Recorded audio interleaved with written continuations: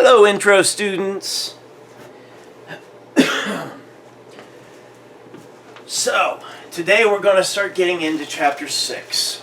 Now, Chapter 6 looks at deviance. It also looks at a type of deviance, crime, and then society's response to crime, particularly in the United States, with the criminal justice system. So, first off, let's start with the concept of deviance itself. Now, deviance is just the violation of norms. Now, when sociologists use the term, we mean it in a morally neutral way. Deviance can be something that causes harm. Deviance can be something that is just fun and playful, like many of your breaching experiments, for instance, will be. Now, this chapter also might be helpful for your breaching experiments due still at the end of the semester by email. So, listen up as we go through this. Alright, we mean deviance in a morally neutral way. Deviance is just a violation of norms.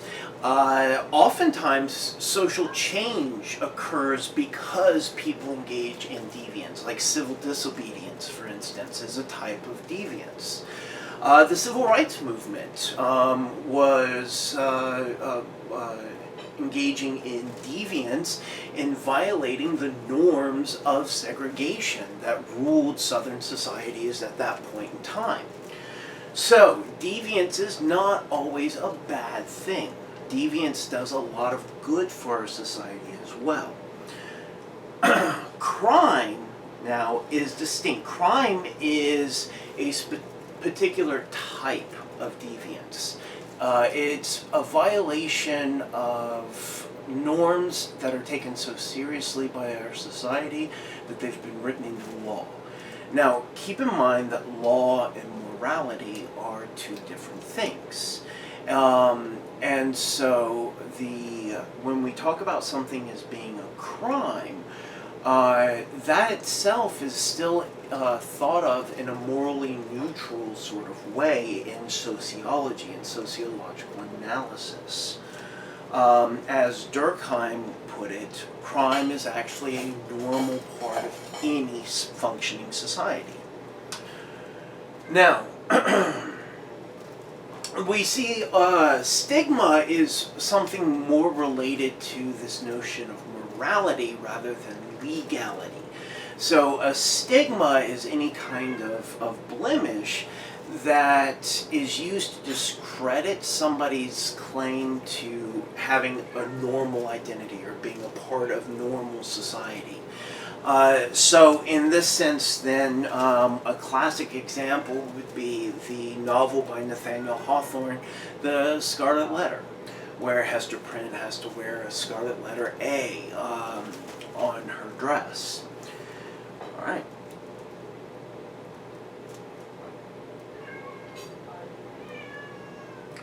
Now, we can also see a lot of interesting kinds of norms, deviance, and the ways that deviance is responded to, and what exactly is considered a communal kind of a need for a communal response to deviance, and how that works across cultures.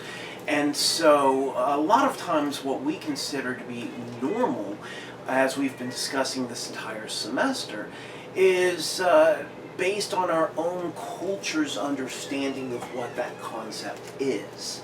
So if we were to take some examples from our textbook, Henslin's examples, we have the Pokot in Kenya, for instance, that have a strong norm where a husband is expected to do his husbandly duties, so to speak, and make sure that he sexually satisfies his wife. Now, if a man fails in these duties in what is considered sexual norm in this society, then there is a prescribed punishment for this act of deviance. The wife will wait till the husband's asleep and then get a group of her friends together. Now, this is a society that is still heavily based on pasturing of animals, and particularly oxen. So, one's status in the society is tied to the size of your oxen herd.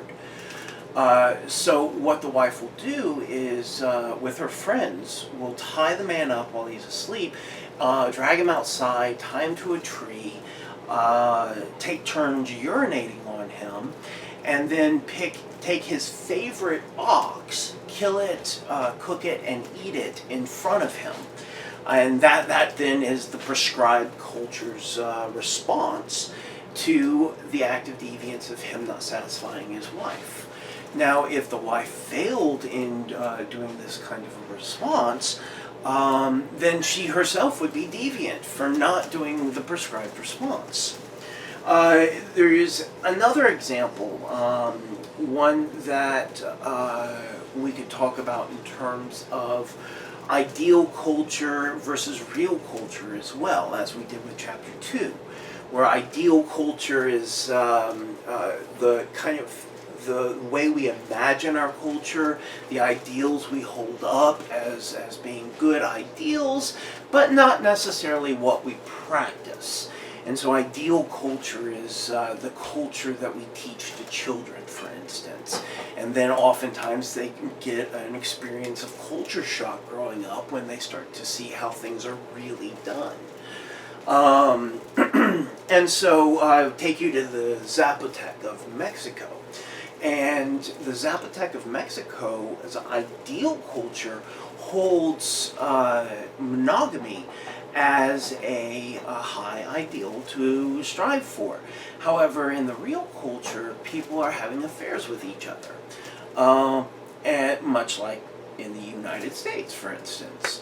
Well, here's the thing, though, is that there was one young woman when there were some social scientists in studying the group who was not handling the culture shock very well when she got married and was initiated into the adult culture of the Zapotec and how things really are done.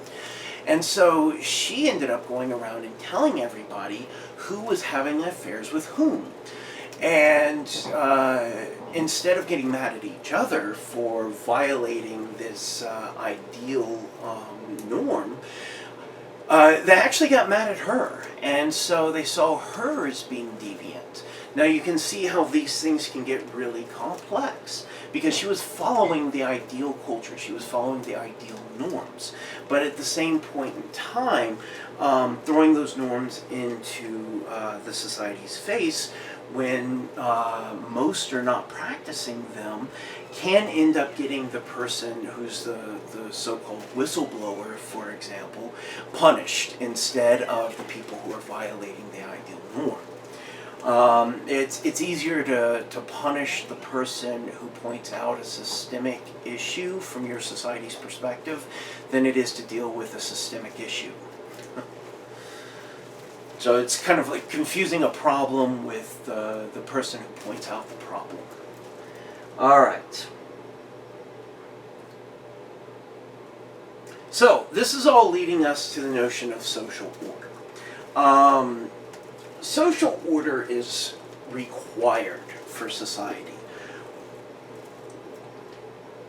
It's the usual or customary kinds of arrangements. It's the little norms we follow on a day-to-day basis. It's the laws that we follow or don't follow on a regular basis. But the social order is necessary for people to be able to predict their day-to-day interactions. So when you walk into a restaurant, those are specific roles that you're fulfilling as customer, and then the wait staff and the management and what have you. And so going in there, you don't have to ask yourself, well, I wonder what I can expect. I wonder what's going to happen.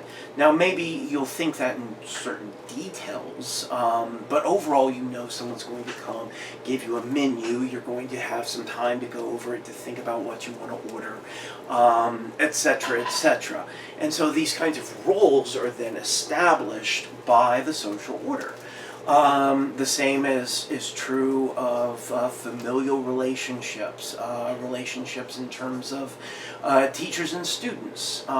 You might not know every last little detail, but you know basically what to expect on a day-to-day basis, which allows you then to plan your day. So, you know, you wouldn't be able to plan from one day to the next if you had a professor, for instance, who kept changing the time and day of their class and would just let you know an hour in advance. There'd be no order at all, and probably people would stop showing up to that class altogether. And it's because of the need to be able to have an established routine. All right.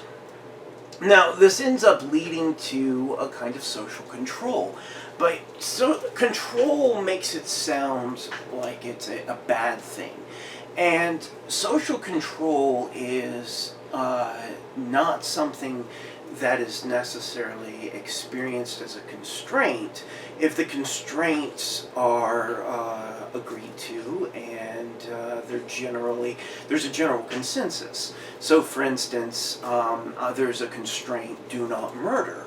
Well, I don't want to murder, so I don't experience that as being a particular constraint to me whatsoever. I'm fine with that. You know, do not steal from other people. It's like, well, okay, I have no issue with not stealing from other people, and so that I don't experience that kind of social control as a constraint. But in general, social control is anything from the formal level in terms of police and the formal criminal justice system, all the way to informal levels of people just giving you a dirty look, or people taking matters into their own hands, depending on how seriously they take what they see as being deviance. So, social scientists in general have been studying deviance, and particularly crime, for quite a while now. And we've got some pretty good ideas of what ends up leading to deviance. There's multiple theories that have a wealth of empirical studies backing them. You can see many of them cited in your textbook as examples. But it's been a long history, and the social sciences had to overcome a lot of biases that were written into it.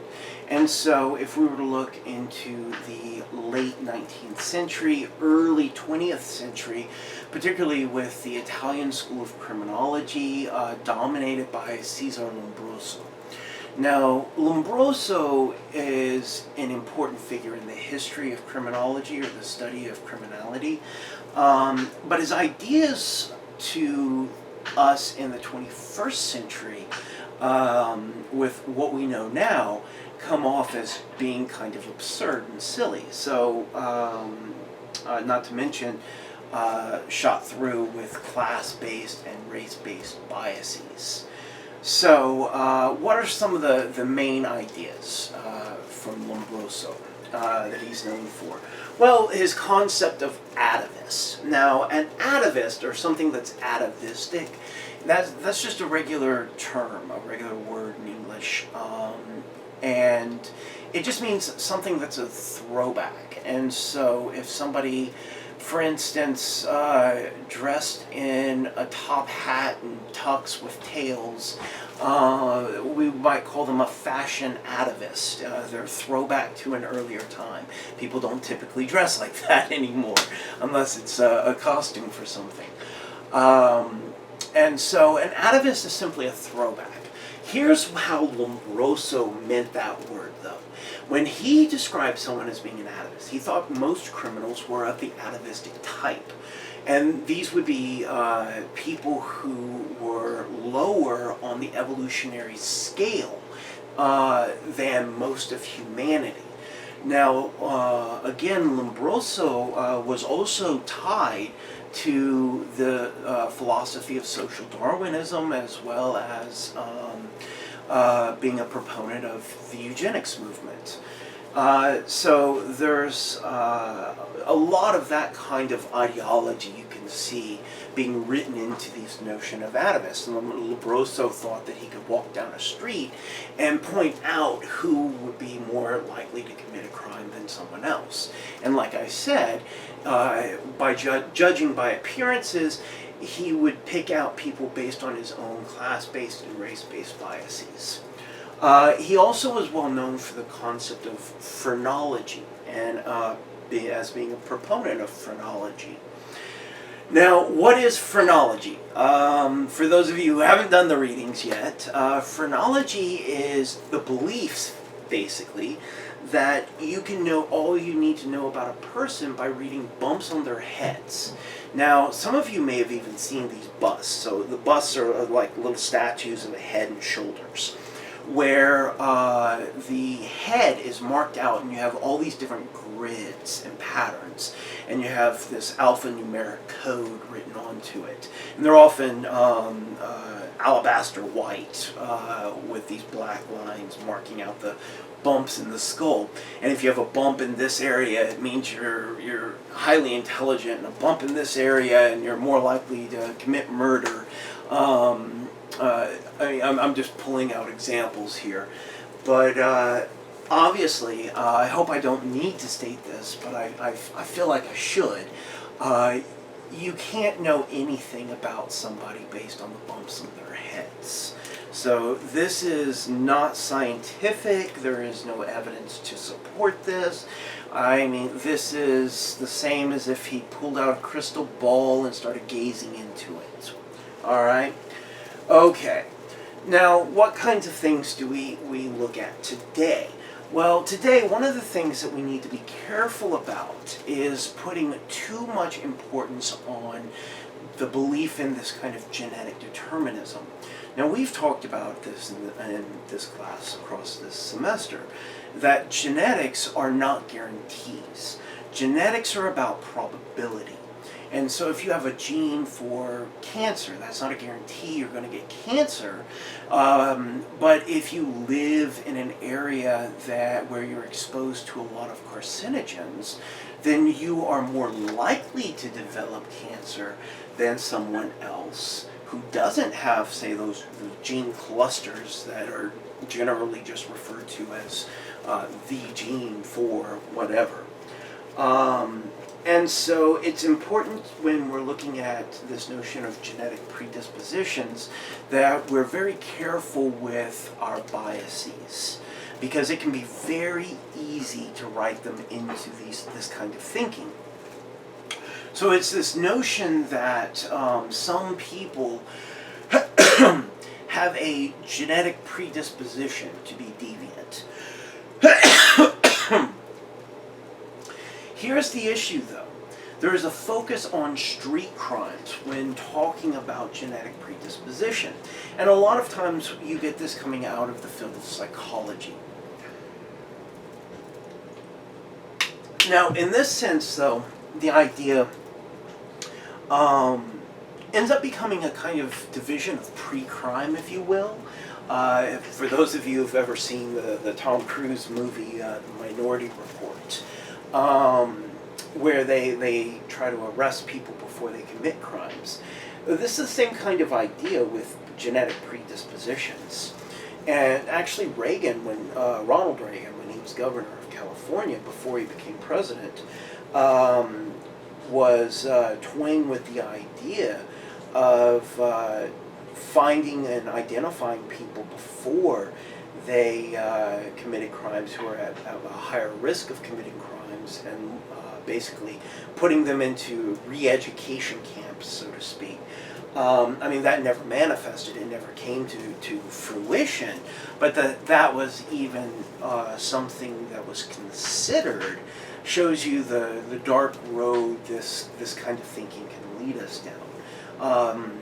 There's a lot of science fiction that actually kind of thinks about it in this sense. Gattaca is a good example of that as well from the 90s.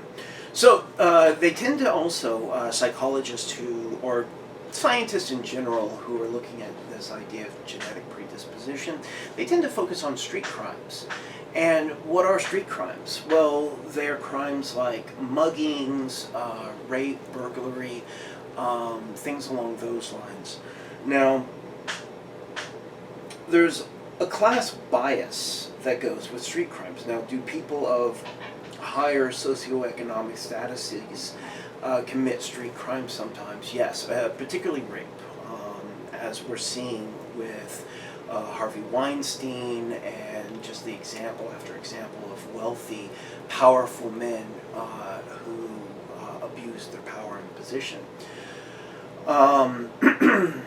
Now, typically, though, another thing that this illustrates with these kinds of things being revealed about these powerful and wealthy men is that typically they get away with it. Now, who doesn't get away with it? It's typically those of lower socioeconomic statuses. And so street crimes are automatically things that people think that people of lower class position are of a higher probability of committing. And in the case of something like a mugging or burglary, that is the case statistically. It's Bill Gates is more likely to, I'm just using him as an example, to commit securities violations than he is to bust into your window and crawl in one day to rob you. That's just... actually, I'm having an image of Bill Gates doing that right now, and it's hilarious. Got the ski mask on. Hold on, Melinda, I'll be right back. So, the problem is that the wealthy do commit crimes, like security violations, like embezzlement, like bribery of public officials, false advertisements. These are all crimes as well. Tax fraud, insurance fraud, you just go down the list. And there are a lot of crimes that the wealthy and well-to-do commit on a regular basis, but that are rarely looked at as being crimes. So if you're going to look for genetic predispositions, you're also not only going to have to look for a predisposition to, say, commit burglary, you're also going to have to look for a genetic predisposition to commit securities violations. If crime is crime, then we need to look at it in this way. And then also, from a harms perspective, if somebody breaks into your home and steals from you, that is horrible for you. And you lose a sense of safety. It's something that can cause PTSD in people who have suffered having their homes broken into. But in a harms sense, in terms of what causes the greater harm, when somebody burglarizes a person's home, that is harmful, yes. But when a corporation violates environmental regulations and pollutes, and then hundreds of thousands of people become more likely to develop cancer, that's much greater harm. And so while we would look at the person who has been burglarized and put ourselves in their shoes and say, oh, that's awful, that's horrible, I hope that never happens to me or to anyone I know, and I'm so sorry that happened to you. At the same point in time, when people start dying of cancer that's linked to carcinogens that are byproducts of industry, we don't, at the same point in time, feel the same level of outrage at the industries.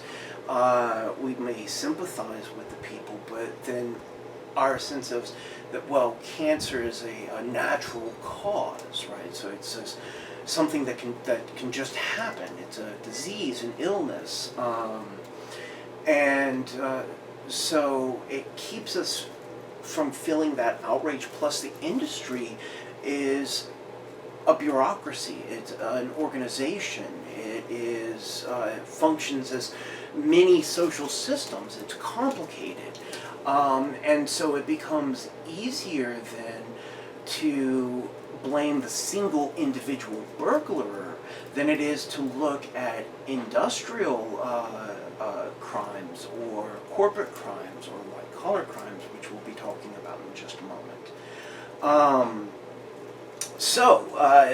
These are all things just to illustrate the flaws in how research in genetic predispositions have already started writing their social biases into the research itself. All right.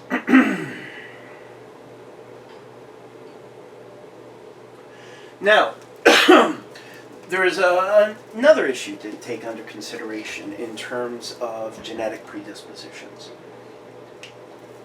Those scientists that do argue for this perspective argue that males and females have different rates of violent crime because of genetic factors tied to the mother, things passed down to the mother. There's a few issues with this. I mean, mothers pass down X chromosome to both the son and the daughter. And so if this is something located on the X chromosome, then it wouldn't make sense. Why is it getting expressed then in males and not in females? There's another issue, though, because there's any host of potential answers to that question. There's a second part that's much harder to explain, though, and it's this. As we are seeing greater gender equity, as we're moving in that direction. Now, I'm not saying that we've arrived by any means whatsoever. Women still make, on average, 20 to 30% less than men in the same jobs, with the same education, with the same years of experience. And so we're not by any means having arrived, and all projections are we're moving towards equality at a very slow rate, and we have another 150 years if we don't speed things up before that just the pay gap is closed across society. But again, not to chase rabbit holes, just to be clear, as we move in the direction of social equity in terms of gender, we can't just expect greater equity on the good stuff, like equal pay, or getting closer to equal pay. We would also expect greater equity on the things we would think of as being bad stuff, like violent crime. And we do see rates of violent crime increasing over the years in women. And so if this were something that were tied to genetics, and that is why men are far more likely to commit a violent crime, and still are, than women are, then you are at a loss to explain the rising violent criminal acts being done by women. All right. Now, today, psychology tends to focus on the question of deviance in general in terms of personality disorders, or the idea that some kind of disturbance in the personality, typically located somehow in neurology, or in some kind of issue with the brain in people who commit deviant acts, is what ends up leading to the violation of the social norm. And so in this sense, it's a fairly reductionistic perspective, and it situates all deviant acts on something that must be going wrong with the brain, Well, as we've already discussed in here, what about conscientious objectors? What about civil disobedience? What about social activists? Well, in that sense, those who engage in deviance are understood in this light as having some kind of disorder of the personality, or which would then be a disorder of the brain somehow. Now, in sociology, we tend to focus more on external explanations. We look at the group. We look at someone's history. We look at their social location. We look at the experiences that they've had. And we find that our models have a high degree of explanatory value.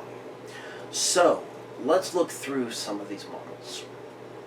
Now, if we're going to look at this in terms of a micro perspective, in terms of social psychology from sociology's perspective, we would turn to the big camp of symbolic interactionism as a theory. Now, specifically within symbolic interactionism, there's a lot of specific theories within the three big camps, right? So we have conflict theory, structural functionalism, and symbolic interactionism in sociology.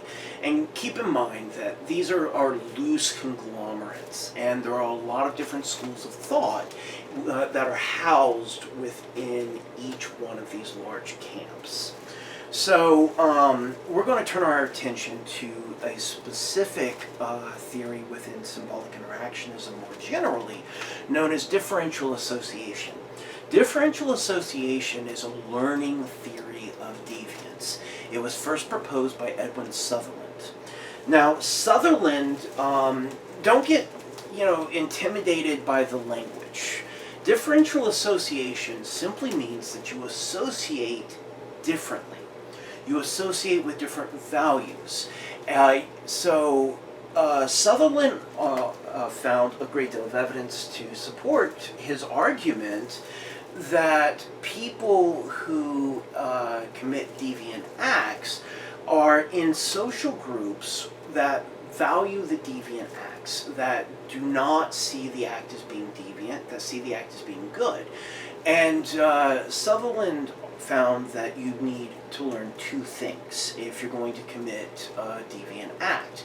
Not only do you need to learn that that particular deviant act is at least okay to commit, or okay in certain circumstances, or possibly even a positive good to do, and you also need to learn the skills to commit the crime. Say I had a desire to steal a car, but if I did not have the skills to steal a car, I'm not going to get very far. All right? As an example. So, groups end up influencing us. And Sutherland would argue, for instance, that 50% of people who are in prison have a family member who has been or is in prison.